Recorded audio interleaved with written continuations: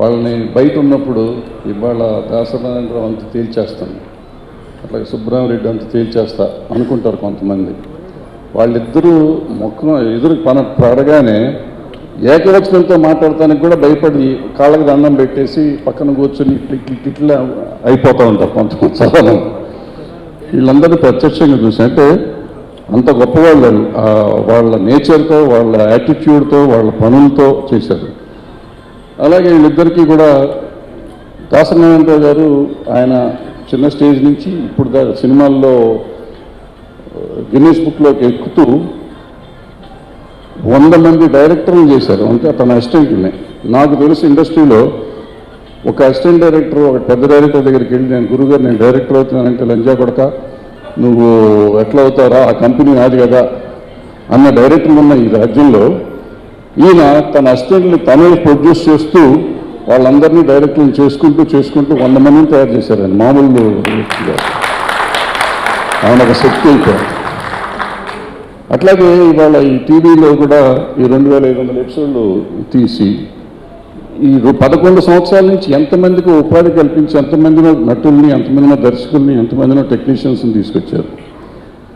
ఇక సుబ్రహ్మరెడ్డి గారి దగ్గరికి వస్తే ఆయన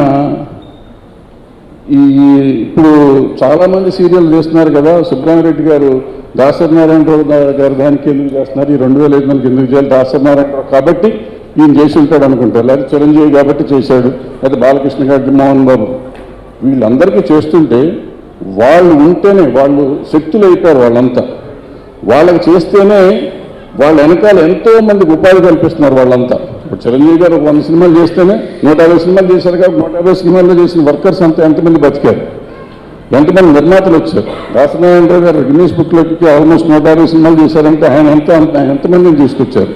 వీళ్ళకి సన్మానం చేస్తుంటే వీళ్ళకి ఉత్సాహం ఇంకా పెరుగుతూ ఉంటుంది. ఆ ఉత్సాహంతో ఇంకా కొంతమందిని తీసుకొస్తూ ఉంటారు, ఇంకా కొంతమందికి ఉపాధి కలుగుతుంది అనే ఉద్దేశంతో చేస్తున్న సుబ్రహ్మరెడ్డి గారిని ఈ సందర్భంగా అభినందించలేకుండా ఉంటుంది. ఇక ఇంకొక ఆయన ఉన్నాడు, ఆయన దుర్మార్గుడు అన్నాడు, మంచోడు అన్నాడు తెలియదు, బాపిరెడ్డి గారు. ఆయన మనిషో ఇంకోటో నాకు తెలియదు. ఆయన 11 ఛానల్, మా రామోజీరావు గారి ఆలోచన వచ్చింది, ఆయన 11 ఛానల్ పెట్టారు. అన్నిటికీ ఈయనే సీఈఓ. ఏ భాష తెలుసో తెలియదు, అన్ని భాషలకు ఈయనే. ఆయన టైం ఎక్కడి నుంచి వస్తుందనేది నాకు అర్థం కాదు. ఫోన్లు ఎత్తాడు, చాలామందిని చూసి ఆ ఫోన్లు ఎత్తారు అసలు ఎవరు. ఈయన ఎవరి ఫోన్ అయినా ఎత్తారు, ఎవరికైనా మాట్లాడతారు. అట్ ద సేమ్ టైం అన్ని ఛానళ్ళకి న్యాయం చేస్తారు, అన్ని ఛానల్ నెంబర్ 1 చేస్తానికి ఆయన ప్రయత్నం ఆయన చేశారు. 24 అవర్స్ శ్రమిస్తూ ఉంటారు. ఆ ఛానల్ని తీసుకొచ్చి ఇవాళ ఈ ఈటీవీ వల్ల మన రాష్ట్రంలో ఎన్ని వేల మంది ఈ 20 సంవత్సరాలుగా బతుకుతున్నారు.